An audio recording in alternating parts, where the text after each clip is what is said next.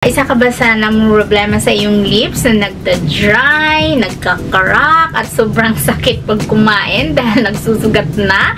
Well, ang product na isi-share ko sa inyo ngayon ay tamang-tama talaga sa inyo na makakatulong.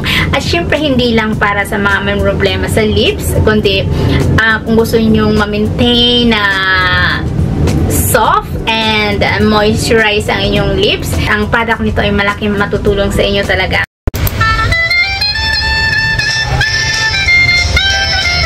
Hey guys! Welcome back sa aking YouTube channel. Kamusta naman kayo? Ang inyong araw? Sobrang init. At bago ko simulan yung aking video, gusto ko muna magpasalamat sa lahat ng aking mga subscribers, sa lahat ng aking mga silent viewers, sa lahat ng mga nanonood sa aking videos. Thank you so much. Andiyan kayo palagi na walang sawang nagsusupport at walang sawang nanonood sa aking videos. Shout out sa inyong lahat. For today's video, yung aking gagawin ay isi-share ko sa inyo yung aking top 4 favorite lip balm. Alam ko makakatulong talaga sa inyo ito. Lalong-lalo na kung ang inyong lips ay nagda-dry or nagka-crack. Diba masakit yun lalo na pag kumain, at lalo na kung ang inyong kakainin ay maasim or maanghang. Diba mahapdi yun pag nagda-dry ang lips nyo or nagka-crack ang lips nyo na meron ng sugat. Ang product nito ay tama-tama talaga sa inyo kung kayo ay may problema sa ganyan sa inyong lips. So kung gusto niyo malaman kung ano yung aking top 4 favorite lip balm, keep on watching. Anyway pala, bago ang lahat, if you're new to my channel at kung nagustuhan yung aking content, don't forget to subscribe and click notification bell para updated ka every time na meron akong upload ng mga bagong videos. So, simulan na natin. Huwag na natin patagalin pa kasi mahahaba ang aking video pag ang dami kong dinadaldal. So, yung una kong ginagamit na talagang favorite ko ay Charan!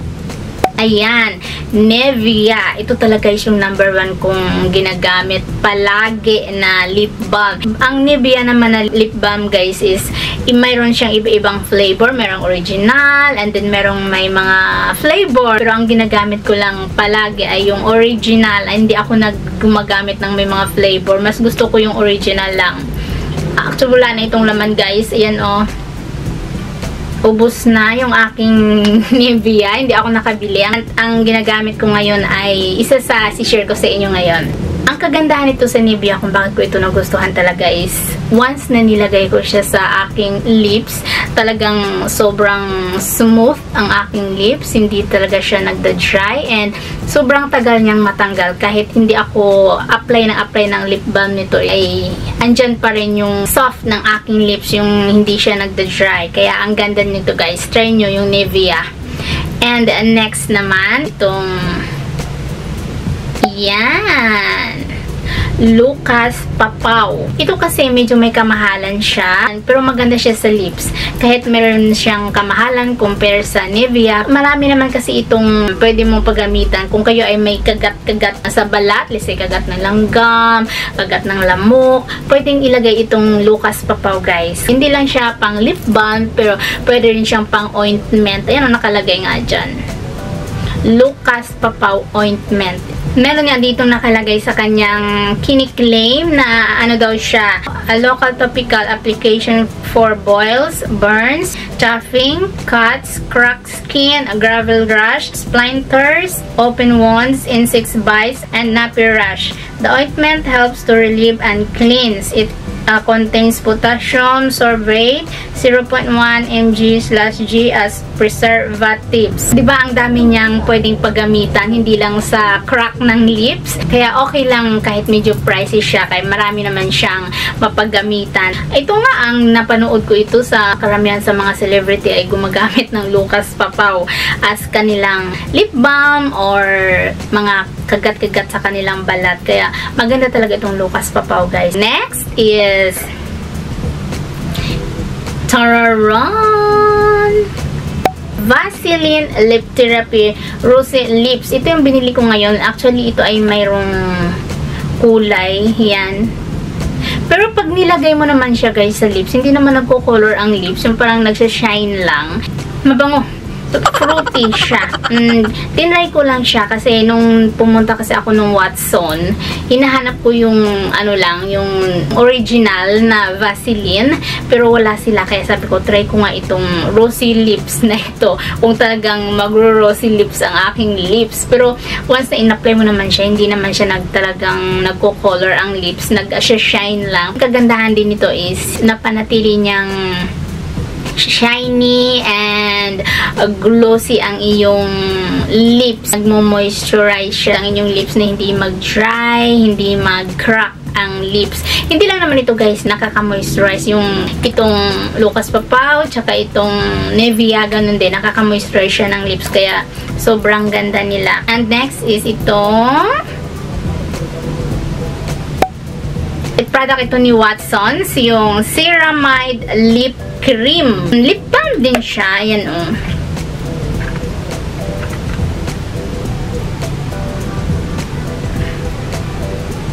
Yan. Yan ang kanyang consistency.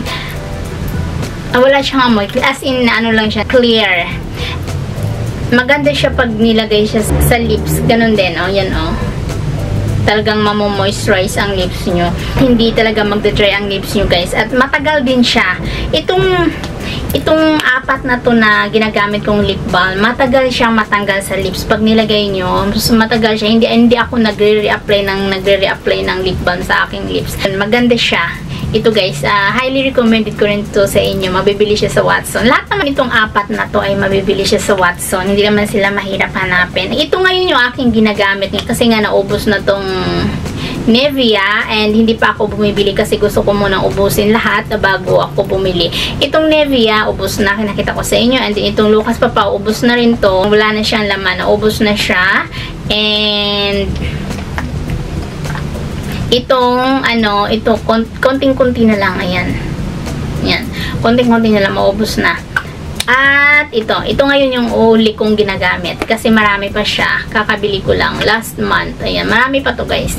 Kaya ito ngayon yung aking ginagamit. And then pag naubos to ay Nivea naman yung aking bibilhin. Ito yung aking top 4 na ginagamit na lip balm na talaga masabi kong highly recommended ko sa inyo na i-try kasi napakaganda niya sa lips at hindi ako magpapahiyang mag-recommend sa inyo na talagang maganda siya sa lips. Kung ang inyong lips ay nagda-dry na or nagka-crack na, try nyo itong gamitin guys. Madali siyang mawala ang sugat nyo sa bibig. Kung kayo naman ay gusto nyo lang i-maintain always ang inyong lips na malambot at always na mo-moisturize, well, mag-maintain din kayong gumamit ng lip balm kasi maganda talaga siya. Hindi ako sanay sa aking sarili na hindi gumagamit ng lip balm. Kakambal ko na talaga yung lip balm sa aking sarili kasi every time na kahit saan ako pumunta or kahit dito na sa bahay, talagang naglalagay ako ng lip balm. Hindi pwedeng hindi.